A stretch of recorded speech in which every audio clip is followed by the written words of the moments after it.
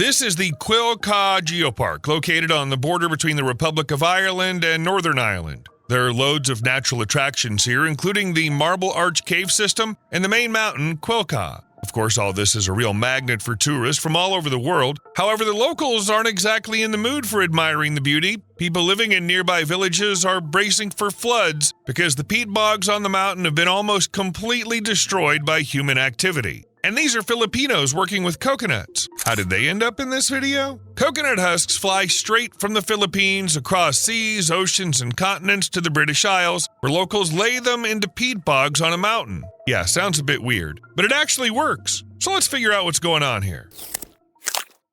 Peatlands are layers that form as organic matter slowly breaks down over time with hardly any oxygen. Instead, they're completely soaked with water, and the British Isles didn't get too lucky with them.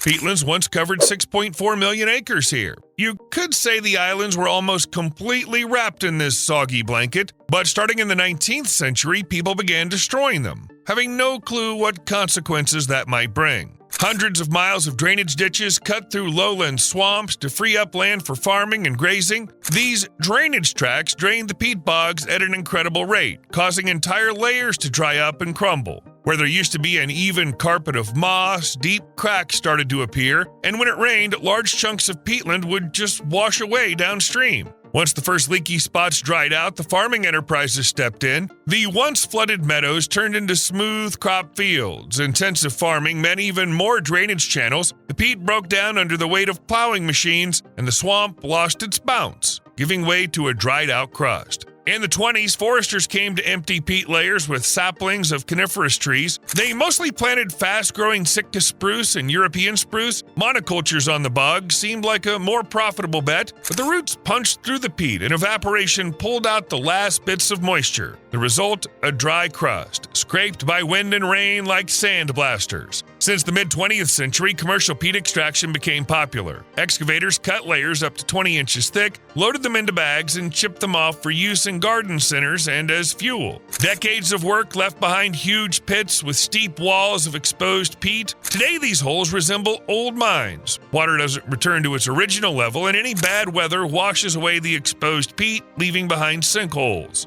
Mass tourism is another culprit behind the degradation. Every year, hundreds of thousands of people walk the trails in the national parks across the British Isles. Step by step, the soft, mossy cover has been trampled down into sand, and places where you could barely see a human footprint now look like slippery, rocky slopes. Then there's controlled burning. It's accustomed to keep the heaths open and support partridge hunting. Every couple of years, gamekeepers torch the peat's top layer to encourage heather and grass, but the fire doesn't go easy on the moss, leaving a black, watertight crust behind. Every one of these purifying burns eats away inches of peat, leaving the land a hardened, scorched patch. And now, sheep show up in our video. Naturally, you might wonder, how could these fluffy lawnmowers be bad for the environment? Thousands of hooves trample the peatlands, thousands of mouths devour all the greenery that grows there. In the end, the moss cushions on vulnerable peat areas can no longer hold the necessary water, and when the rains come, gullies and trenches form, and then something like that. Today, about 80% of Britain's historic peatlands are just a shadow of what they once were. Roughly 5 million acres out of 6.4 million acres are in critical condition and continue to slowly degrade. The scariest part is that all this leads to floods. As degraded peatlands barely hold any moisture, everything that was supposed to stay stored for a long time starts draining through those very channels, and settlements are often located near peatlands. Naturally, this brings nothing good to people or infrastructure. It's even worse when peatlands are located somewhere on higher ground. For example, on that very Quilca mountain we talked about at the beginning of the video, its main attraction is the peat bogs, which have suffered years of damage, especially from tourists trampling over them. This led to, for instance, the creation of a boardwalk trail dubbed the Stairway to Heaven. The 3.7-mile-long path cuts through the peatlands and was meant to be a solution protecting the fragile landscape from erosion. However, things didn't go as planned because the number of visitors to the mountain after the trail appeared skyrocketed from about 3,000 a year to over 60,000 a year. And of course, the wooden walkway can't handle protecting the peat bogs. Local ecologists started sounding the alarm, worried that people would trample what needs to be preserved at all costs. And it's not just about meeting environmental goals. As we've already said, without peat bogs, the risk of floods increases dramatically. Right now, the settlements located below the mountain are already dealing with the consequences of peatland degradation. In the long run, things could get much worse because their destruction isn't slowing down.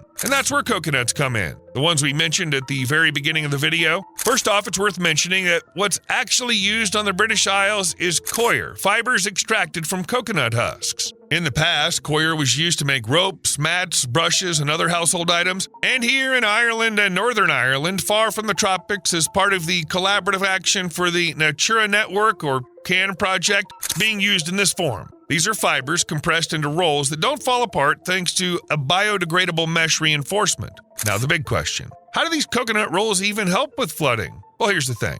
Remember how they used to drain peatlands by digging a bunch of channels to let the water out? Well, the rolls are placed exactly there. Of course, there's a lot of preliminary research involved to figure out the best spots to install the coconut fiber structure, so the area might not look like a trench. The key is to lay them where water leaves the peatlands. This coconut fiber structure acts like a dam, similar to those big concrete constructions, but it's placed in the channels to block the water flowing out of degraded peatlands. Of course, it's not a complete blockage. Coir rolls are permeable, so there's no water buildup. The water still drains, just at a much slower rate.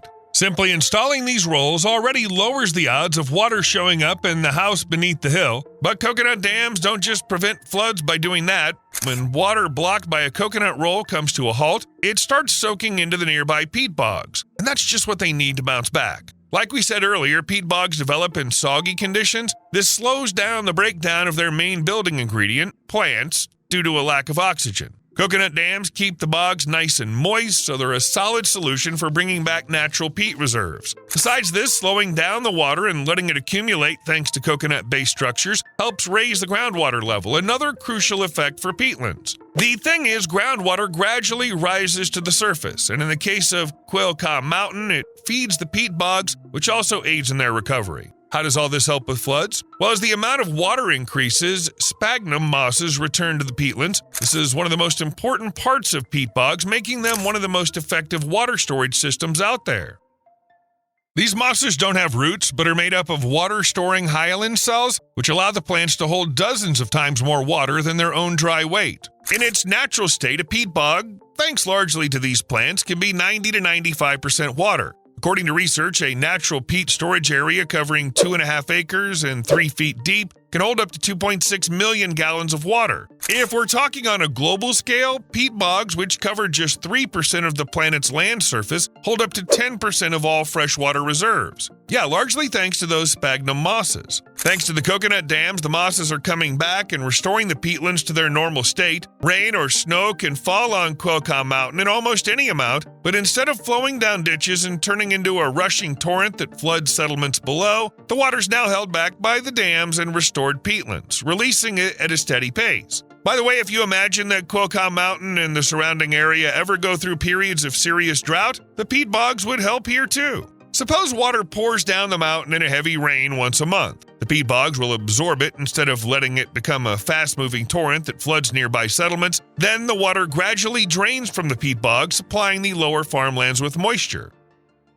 But alright, this is one of those might-happen things. There's no certainty it actually will. Restoring peat bogs with coconut dams has an immediate payoff, and it's a bit unexpected. Fire prevention. Dry peat wasn't dug up from all over the British Isles and Quailca Mountain for no reason. It's used as a fuel since it burns quite well, but at the same time, dry peat is a nightmare because if you don't clear it from the area, it becomes massive flammable areas. For example, in 2018, a fire in the Peak District National Park burned nearly 2,400 acres of peatland, leading to estimated losses of £8.76 million. Of course, a fire of that scale isn't just a threat to the budget, it's dangerous for people and wildlife too. And obviously it's no good for the peatlands themselves since they end up completely destroyed. The dangers of drained peatlands became crystal clear in the CAN project, which is partly why they started using coir dams. As we've already mentioned, they hold water, which is already a lifesaver against fire, and in the long run, the peatlands get saturated with moisture. In this state, they simply can't catch fire, so those coconuts that flew in from the tropics are a universal solution tackling two major threats at once. Think that's all? Nope. Coir dams are a versatile thing. Coconut structures also work as an initial boost to increase peatland biodiversity. When peat bogs get enough water, besides mosses, other plants start appearing, the kind typical for the wetlands of the British Isles. But is water alone really enough for plants to grow? What about the nutrients that have clearly vanished from the peatlands due to human activity? Well, those dams made of coconut fiber help with that too. The thing is, it's a natural product that grew on palm trees, so it's packed with plant-friendly nutrients: potassium, sulfur, nitrogen, phosphorus, calcium, and magnesium. There are also trace elements like boron, copper, iron, zinc, and manganese. Of course, depending on how the coconut palm was grown, the amounts may vary, but these are the elements found in the fibers, and they're the most crucial for plant growth. And all this is released as the coconut coir dam breaks down. It happens slowly, as claimed. Coir takes anywhere from 3 to 10 years to fully decompose. But peat bogs don't need a quick boost in fertility. They're an environment that requires a slow release of nutrients. In short, coir dams are the perfect solution for peat storage. As plants start to appear, insects move into the peatlands. For example, diving beetles, water striders, and even some specialized butterfly species. All of them are typical inhabitants of waterlogged areas, especially peat bogs. Next come invertebrates like dragonflies, which feed on others in their group. After that, plants like sundew show up, some of the most dangerous members of the plant kingdom. Well, dangerous for the insects, since sundew actively devours them. Later, amphibians like frogs arrive, loving everything swamp-related. They live there, feeding on invertebrates and reproduce by laying their eggs. Basically, peatlands have absolutely everything these creatures need. Of course, birds also show up when they can find a spot to snack on small animals. For example, the CAN project found that healthy peatlands are a magnet for golden plovers or hen harriers. In short, coir dams are a temporary foundation that eventually turns into a shared living space, and all kinds of residents move in, from tiny to large.